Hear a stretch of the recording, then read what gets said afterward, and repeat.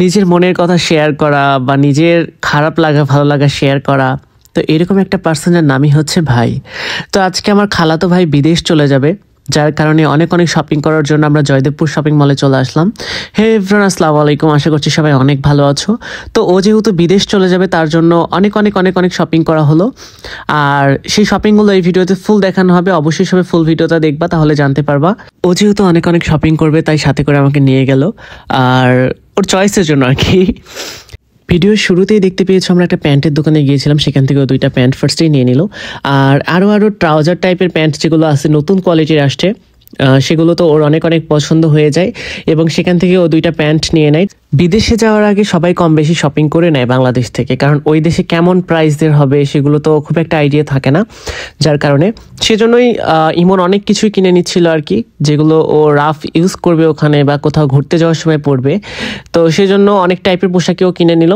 এখন জার্সি টাইপের একটা শপে আমরা আসছি, তোমরা দেখতেই পাচ্ছ। এখান থেকে ও জার্সি টাইপের 2-3টা গেঞ্জি কিনে নিল। দেখো এই গেঞ্জিটা অনেক বেশি সুন্দর লাগতেছে, পরলে যে কেউ পরলে ভালো লাগবে। আর ও তো অনেক সুন্দর, ওকে পরে অনেক বেশি সুন্দর লাগতেছে দেখতে। আয়নার সামনে দাঁড়ায় দেখতেছে যে ওকে কেমন লাগতেছে। আমি বললাম অনেক সুন্দর লাগতেছে, যার কারণে ওখান থেকে ও 2-3টা টি শার্ট নিয়ে নিল এবং 2টা ট্রাউজার, প্যান্ট কোয়ালিটির ট্রাউজার যেটা বললাম সেটা নিয়ে নিল। আর এখন আমরা একটা পেয়ারার দোকানে গেলাম, কারণ অনেক বেশি ক্ষুধা লাগছে। আর রেস্টুরেন্টগুলোও অফ, কারণ আমরা একদম দুপুর টাইমে গিয়েছিলাম। তাই আমরা অনেক বড় বড় 1-2টা পেয়ারা খেয়ে নিলাম সবাই, খালামুনিও সাথে ছিল। পেয়ারা খেতে খেতে আমরা আরেকটা শপে চলে আসলাম প্যান্ট দেখতে। তো এখানে এসেও ওর 2-3টা প্যান্ট পছন্দ হলো, জিন্স প্যান্ট নিয়ে নিল।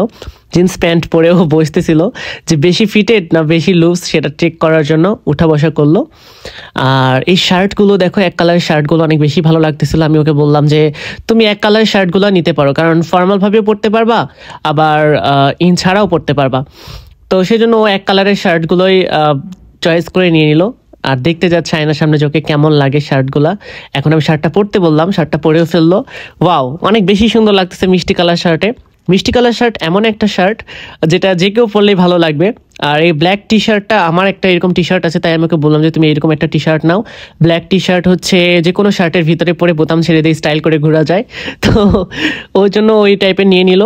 এত এত কাপড়, তাই একটা লাগেজ নেওয়া তো অনেকটা জরুরি হয়ে দাঁড়াইছিল। তো ওই মার্কেটেরই সেকেন্ড ফ্লোরে একটা শপ আছে, বিশাল বড় শপ ব্যাগেজেসের। তো সেখান থেকে ও একটা ব্যাগ নিয়ে নিল, অর্থাৎ ব্যাগ বলতে লাগেজ নিয়ে নিল।